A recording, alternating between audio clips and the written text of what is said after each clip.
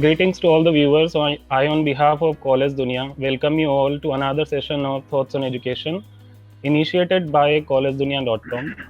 So today we have with us Dr. Indrajit Singhvi, President of Sai Tirupati University. Dr. Singhvi completed Doctor of Philosophy in Medical and Pharmaceutical Chemistry from Devi Ahilya Vishwavidyalaya, Indore, Madhya Pradesh. Dr. Singhvi has worked as Associate Professor of Department of Pharmacy at ML Sukhadia University, as a Dean Faculty of Pharmacy at Pacific University. Dr. Singhvi is a great scholar and has published more than 250 research papers and reviews articles in score of reputed national and international journals. He also published 4 books in the field of pharmacy, and he has attended more than 25 conferences and seminars in India and abroad and presented papers there. Dr. Singhvi is a member of several professional bodies. He is referee of analytical section of various national and international journals. We welcome you, sir. Thank you, dear. Sir, so just going ahead with the interview. So the first question is, so you have long association in education field throughout your professional career. What are the key factors that keep you connected with the educational sector? Basically, after completion of my PhD, I started my career with industry, Ranbaxy Laboratories. There I worked as a research scientist for 2 years. But then I thought that this is not my field. My field is education. Since I was gold medalist of my B.Pharm and M.Pharm, B.Pharm at Rajasthan University and M.Pharm at Devi Ahilya Vishwavidyalaya. So since I was in keen touch with the field of education and do felt that I have some command on pharmaceutical chemistry, so I need to share the knowledge which I have gained in my post-graduation and PhD with the new generation. With this motto, I started my career in teaching as a teacher with Sukhadia University. Then I shifted to a private university, worked there as a dean. Then I was appointed as vice chancellor at Sai Tirupati University, where I am working presently. So for last around 24 years, I am indulged in teaching and administration.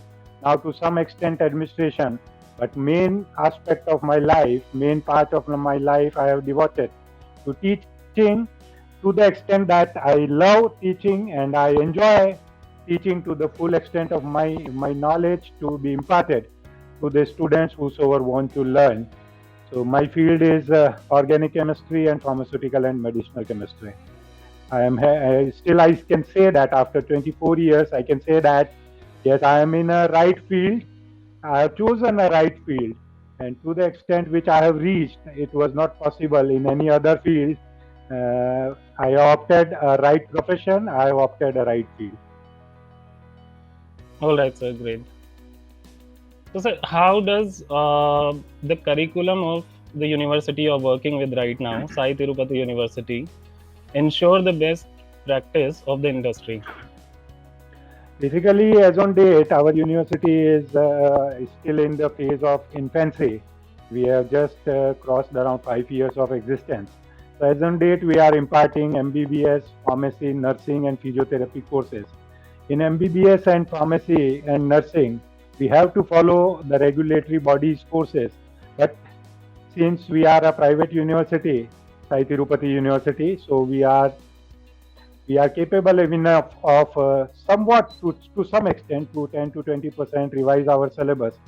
So on basis of that, our main emphasis at our university is to impart practical knowledge to the student along with the theoretical classroom knowledge. So if I take an example of our nursing college, from first year onwards, basically in third year, they have an internship program. After 3 years of classroom teaching, they have an internship program.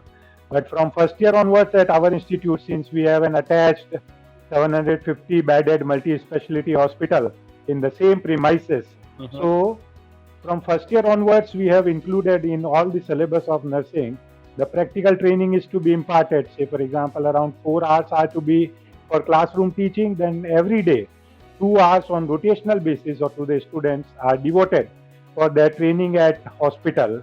In pharmacy also, we are running D Farm. From this year, we are going to start B Farm.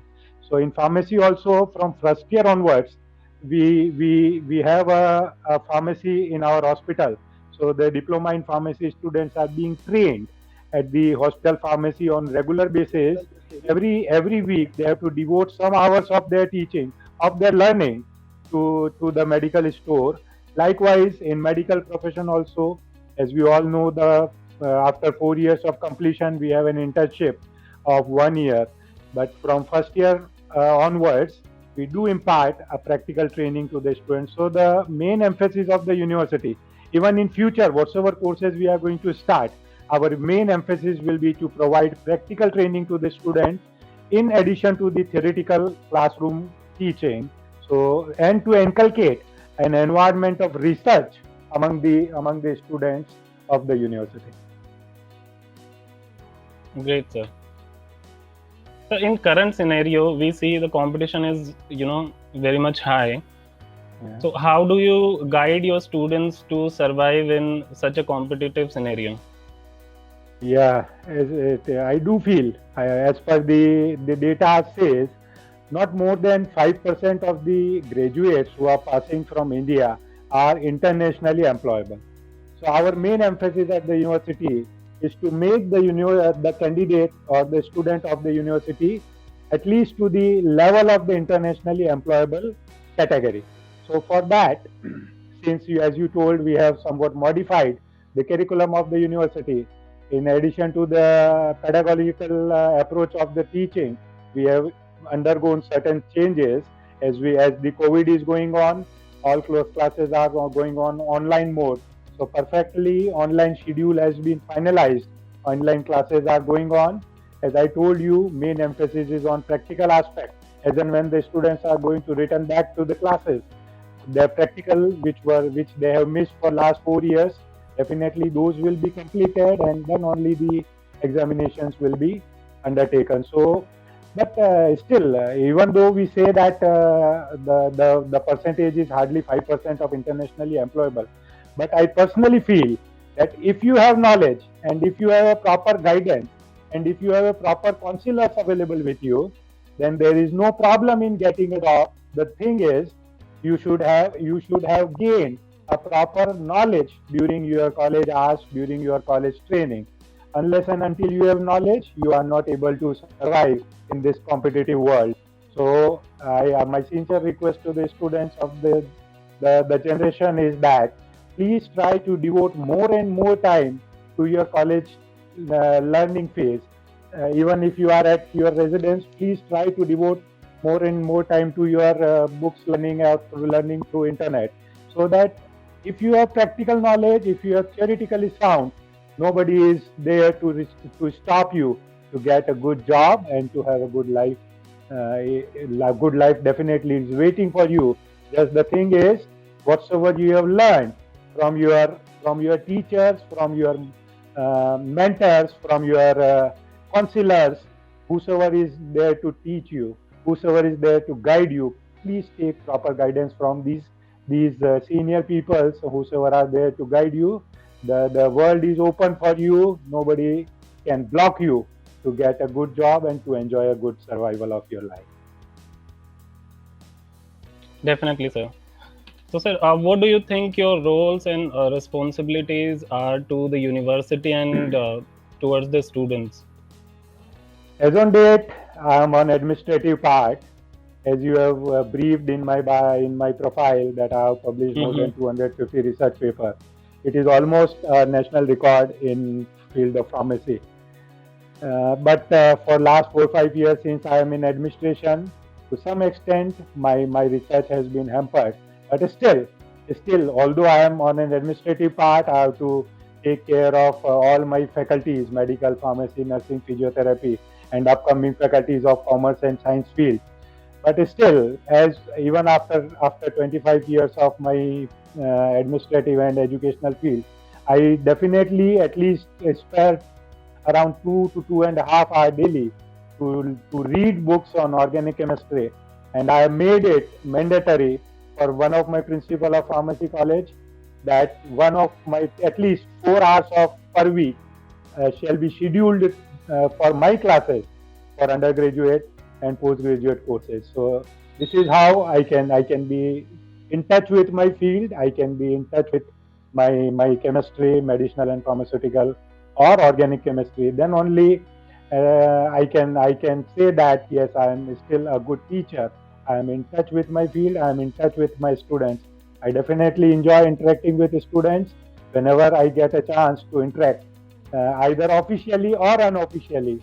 I always used to avail that chance to interact with the new generation and try to upgrade my knowledge through internet and through review articles and through reading good journals on regular basis. Definitely, sir. So, as you earlier, discussed about the COVID situation which is going on right now. So, what would you like to suggest to the current students and the aspiring youth in these tough times? Dear, what I feel is most of the university or most of the peoples or schools specifically, they are emphasizing on simply online classes. Everybody saying that okay, a teacher is there on your screen, he is teaching you, and you should grasp whatsoever he is teaching. I do feel that as far as teaching pedagogy is concerned, until and unless you have one-to-one interaction with any student, it is not possible for any learner to learn or any teacher to teach. So even if definitely as in this pandemic we are not able to students are not able to go to the college or school, and they are regularly attending their online classes, each of the faculty is having a doubt classes. Please go for doubt classes. Please attend all doubt classes and try to ask as many questions as you can in the doubt classes. Even if it is possible, try to interact with your teacher telephonically immediately after you complete your online class. Simply attending an online class will not help at all. Just if you really want to learn, if you are attending 1 hour online class, at least you have to read for 3 hours. Go through books, go through internet. So everything is available nowadays on YouTube. Go to the practical aspects on YouTube. Learn how the practical of the theoretical aspect which you have learned in theory in your online classes. Go for the practical aspect of that. Learn, go through the various experiments of those practical aspects that are available on YouTube. Just interact with your student, interact with your teacher, and if any mentor is available, say for example, your college dunya might also be having some good mentors. You should also provide some platform to the students to interact with these mentors on regular basis so that they can clear their doubts. Because in online classes, the teacher is taking 1 hour class, then he is busy with his all other endeavors. He won't get that much time to interact on regular basis. So it becomes the responsibility of you people of college dunya type and your type of platform that they should provide a free discussion panel for the students so that they can interact with the experts. So I request all the students to go through books. Don't leave your books. Books are more important as compared to the online classes. Even the online books are available. You can go for online books. Go for the videos where the theoretical aspects which you are being taught by your teacher are available practically, screenshot practically on YouTube or on some PDF lectures of some good international or national teachers. Go through those, then only your teaching is going to be beneficial. Unless else, after 6 months, after your online course completion, you will find that you haven't learned anything. So be in touch with practical aspects through various means. Definitely, sir. So, what are some of the biggest challenges you see both for higher education and specifically for Sai Tirupati University? Generation has drastically changed. Our generation was somewhat different. Now the generation has drastically changed. Now the youth thinks that it is time to enjoy. At our time when we used to study, we always used to think that this is time to learn. Now the youth thinks that this is the time to enjoy and this time will never return. Same is the phase with all universities and with my university also. The research aptitude totally has declined. The aptitude, the research, discussion aptitude, research aptitude, nobody wants to devote time to research. Even if I want my third year or fourth year student that you should develop some research module, I am going to help you out. They always think that it is simply a wastage of time. It is never a wastage of time. I say, if you are if you are in a graduation of pharmacy or medical field or any technical field, if you even expertise in one instrument, simply one instrument, you are expertise and you can say that I can handle each and every problem with related to this instrument, then you have ample of job opportunities available. There is a line of people who are going to hire you out because you are expert of that instrument. Because for an industry, it takes around 2 to 3 years for making any candidate expert of an instrument. And when they find that already an expert is available, who he has already learned in his college life, then definitely they are going to hire you out. Then people try to maintain attendance in an university just for the sake of maintaining attendance, because they know that unless and until they complete 75% of attendance, they won't be allowed to appear in exam. Just for this reason, they are coming to college. With this frame of mind, you can never learn.